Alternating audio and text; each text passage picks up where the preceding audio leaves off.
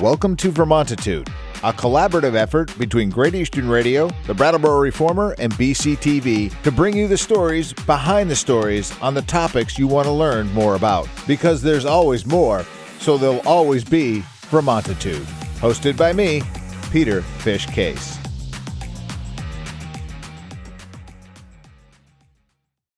Welcome to Vermontitude. New episodes drop every Tuesday and can be found by going to Vermontitude.com, Reformer.com, Brattleboro.tv, and locally on Comcast Channels 1078. We come to you from our studios at the Innovation Box on Landmark Hill. I'm Peter Fish Case, and each week I cover the topics that are of concern to Windham County and the towns that reside within its borders. Joining us today is Chief Norma Hardy from the Brattleboro Police Department, and we are discussing something I feel that deserves a brighter light shined on. It's called Safe Neighborhoods Initiative. It's on the website at the town. Chief, welcome. Oh, good morning. So tell us a little bit about this. First of all, how it came to be, what it was. This is sort of a citizen-driven thing. Absolutely. In conjunction with the police department. Yes. This started because we had a certain operating drug house in a certain neighborhood, and it just kept getting worse, and we kept responding there and not being able to get the habitants out of it. So the neighborhood group was concerned about this activity, and they kept coming to me and they kept saying, what can we do? What can we do? So I gave them some pointers. I met with them weekly, and we formed a neighborhood watch group. And this was to keep everyone safe and be able to monitor what was going on and give us information what was going on at the house.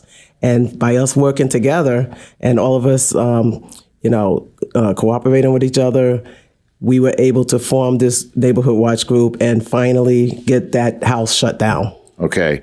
So, and this is more or less a blueprint for others, because I think, what did you say? There were close to 20 identified drug houses within the town of Brattleboro? Yes. My staff and I have identified at least 20 operating right now, including lower level houses that are operating within the town. Yeah. And I think we know there comes to no trespass, but if it's a private residence, is that what spurred this on? Was that a private residence or was that a rental? Yes, it was. It was a private residence. The neighbors had contacted the owner numerous times. The owner could not or would not get those individuals out of his property. So we looked at different angles and different ways to organize. We went to different organizations and asked, how can we safely organize this group to meet with the owner? They met with the owner numerous times. They were able to actually hire a lawyer to go and talk with the owner about,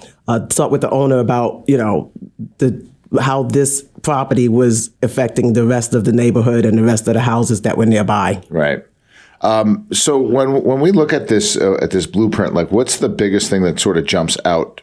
That is the easiest thing for people to do and getting it started. Obviously, this resides on the town website. Yes. and Brat PD's website as well? Yes, we put it on the websites. And the easiest thing is just start talking with your neighbors. Yeah. And once you start talking with your neighbors, we started to meet. I have, like I said, anyone can come and meet with me, ask me questions, call me, email me. And so we started right from there with just 2 people. And it started to grow. And then we had weekly meetings. We organized everything together because my biggest thing is that I want everyone to remain safe. And so, when you're dealing with drug dealers, you're dealing with a lot of dangers, personal dangers, property dangers. So I wanted to make sure that everyone was safe while they were trying to help us to shut down this drug house. So what we did was we met. We organized and just laid out how to they safely give us information, either through video, through our tips line, through phone calls. You can all stay anonymous. And then this group figured out how to be a group because I told them don't be individuals. Right. So when you organize together, always act as a group. And so that's what they did. They followed all of these things and they were very successful. Right. So this document now resides again on the town's website. Yes. And it is sort of the blueprint if you are having and experiencing this thing.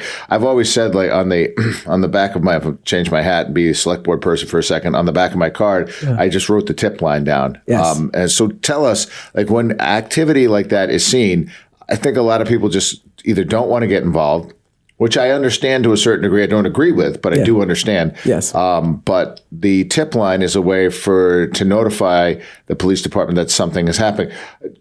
Do you guys actually do anything with that information? All the time. The tips come in. They actually come straight to my phone. So I know that there's one, even if I can't listen to it at the time, it's there. It's monitored by my detectives. So we always listen. We always put together, especially locations.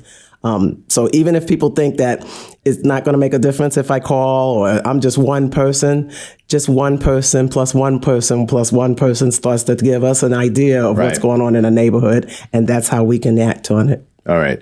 And it really does come with people informing you because, as we know, police department can't be everywhere all the time, every time, right? Yes. And citizens see things happen. I know that I've called that line myself, or I've called actually dispatch anytime I see something because most people won't. And so we have to. How do we get people to a point where they just see something, say something? Yes. And that's what we do. We just keep putting it out there. And of course, always feel free to walk up to one of my officers. They'll give you the information. They'll give you the number that I know you probably have available. Yep. I'll make sure it's in the link below. Yes. And so, and even just sometimes just talking to one of my officers on the street. Yeah. We're fortunate that we have more officers to have on patrol right now. So people have told me they've walked up to the officers and just had a conversation. Yeah. And they'll see that we're not here to put you in danger. We're not here to make people know who you are. We don't need people to know who you are if you have valuable information for us. Okay. All right. That's good to know. Let's, if we can, take a little track away from talking about this blueprint to creating safer neighborhoods. And you had mentioned something at the last select board meeting, which I thought was a little shocking, and it had to do with meth. Yes. And that's starting to come into our community. Yes, we're seeing meth now in some of our drug busts and some of our interactions with some of our, I don't want to say regular people, but people that we know in the area. We've come across meth a couple of times now, which is, it could be the slightest little amount of it, and we will start to worry about it because, as you know, that it can just invade any area at any time and cause even more problems than we're already seeing with the fentanyl and the heroin. Right. So how, limited scope of knowledge around this stuff. I know about fentanyl, I know about xylazine, I know about heroin. And I know meth exists. Yeah.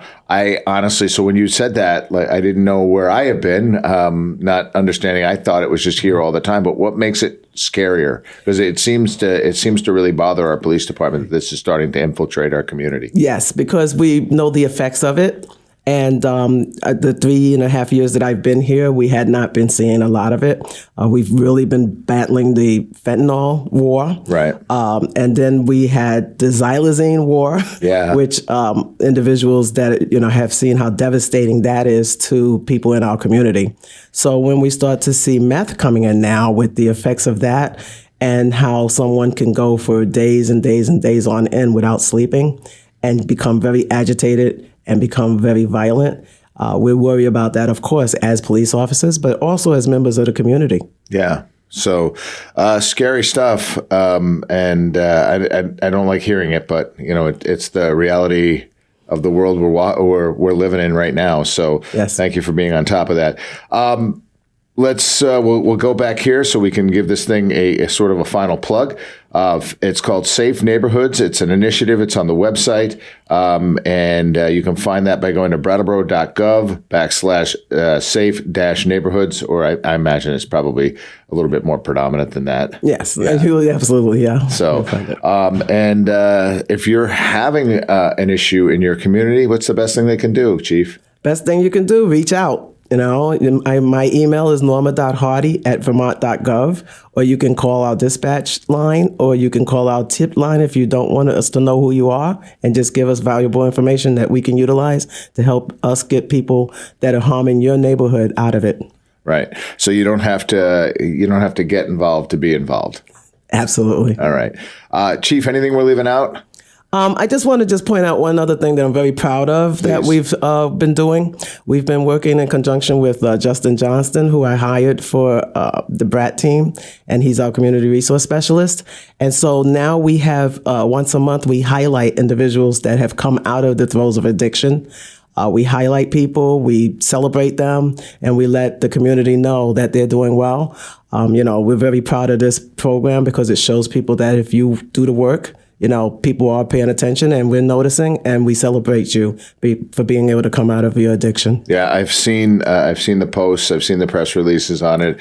It's nice. It's a nice affirmation for these people who are struggling. We all know that this addiction it turns into a disease very quickly. Yes. And for them to kind of push through and persevere and get the help they need. Yes. Is just amazing. So thank you for celebrating. Oh, absolutely. I believe that we all know it's a struggle. Yeah. And someone that comes on top of that struggle should always be celebrated. And it doesn't have to just be by Brattleboro Police Department. It should be by the community as a whole. I agree.